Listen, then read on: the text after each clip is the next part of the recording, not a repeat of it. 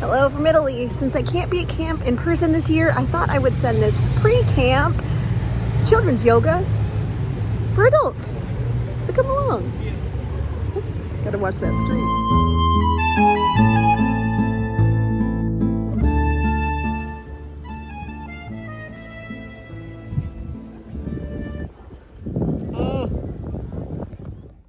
Thank you so much for joining me today, wherever you are.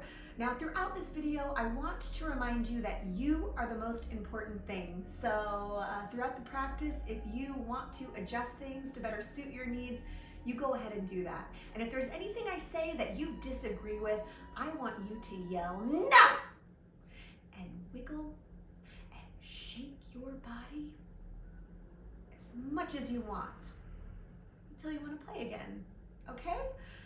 Now I also want to give you a mudra, so you're going to take your right hand and you're going to put it under the palm of your left hand and touch your thumbs. And throughout the practice, if you ever want to come back to peace, you can go back to your mudra, okay? I think we're ready, so I'd like to start with a story. There once was a girl. She had a very special name that her very complicated parents gave her, and she had been invited to a big ball. Now, she was very excited for this ball. She had been waiting several years to go to the ball because her evil step-parent, the world, had made a decree that there would be no balls in all the land. The reason was because there was this evil sorcerer who was spreading darkness. So it's actually really kind but hard thing to do for the world, and like all the villagers to put their safety of everyone else above their love of balls. So really, when you think about it, though, the evil step world was more nuanced than evil, but it's like a little complicated for a story, so they've cleaned it up. Anywho, this very special girl was very excited. She started planning her airline ticket and carpool and put together a to-do and a pack list that was a really solid mix of practical and comfort and care. And she picked out her ball gown, which was a pantsuit.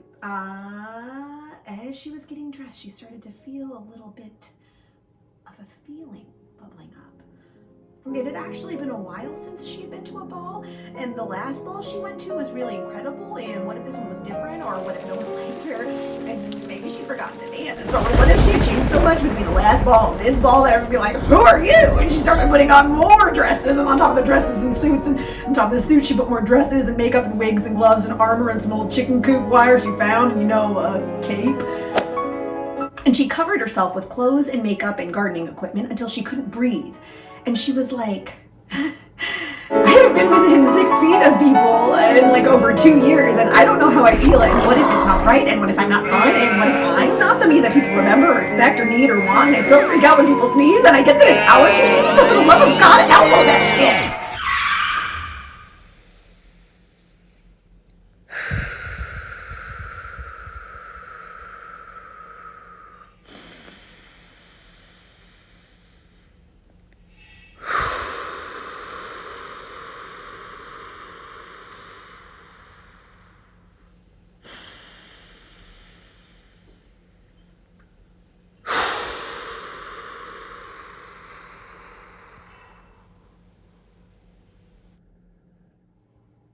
She opened her eyes, and she named what she felt.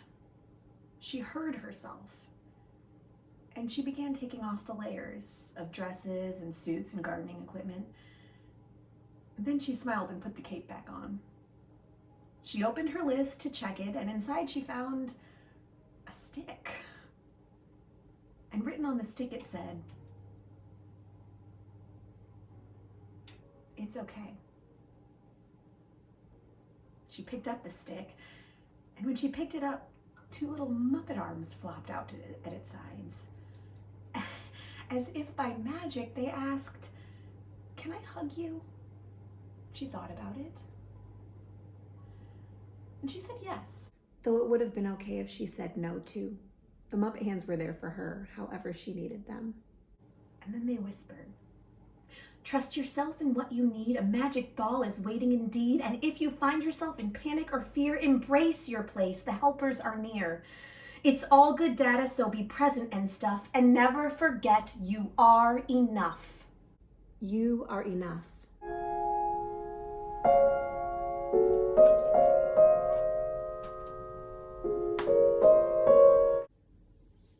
That girl was me. Now, won't you join me in a short practice to say hello to the day? And remember, whatever feels good to your body is correct. So if movement isn't accessible or you just don't want to, go ahead and visualize along with me. So take a deep breath in as you raise your arms up and twinkle, twinkle, twinkle your fingers to the sky and drop them down. Slowly roll back up as you reach for the sky and drop forward. Come halfway up in monkey. You can make monkey sounds if you want. And drop back down. Slowly roll up.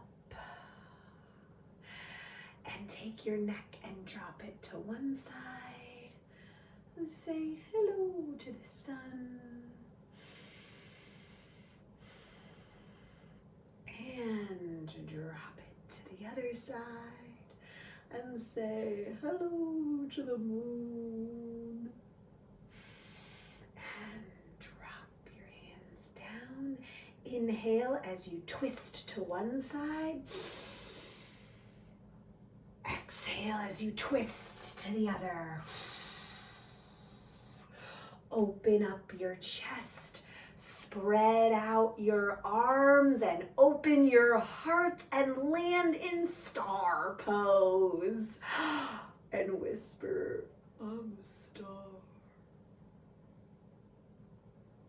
I'm serious. Whisper, I'm a star.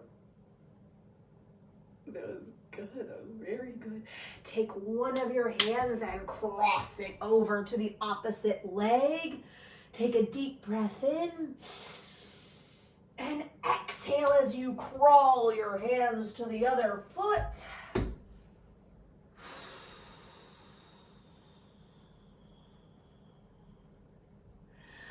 And come on back up through center.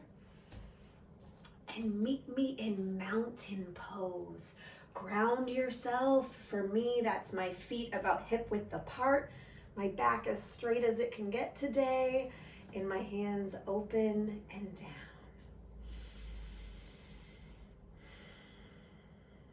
And I want you to think of something you can say that makes you feel powerful or grounded or both. Got it? Ready? Go ahead and say it.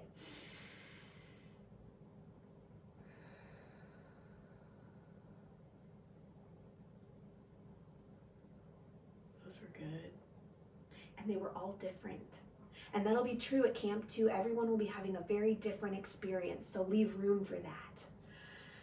And as we close our physical practice and head back to seated, I want you to go ahead and move in whatever way feels good to you. And if it feels good to say that powerful or grounding or both phrase one more time, let me hear it.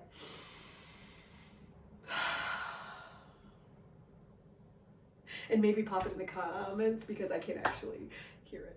And let's end back with our mudra. And I'd like to add a mantra. So repeat after me. Be kind. Be true. You do you. I'm so sad to be missing you in person this year, but I'll be there in spirit, and I cannot wait to hear about it so I can be deeply, deeply jealous. Namaste.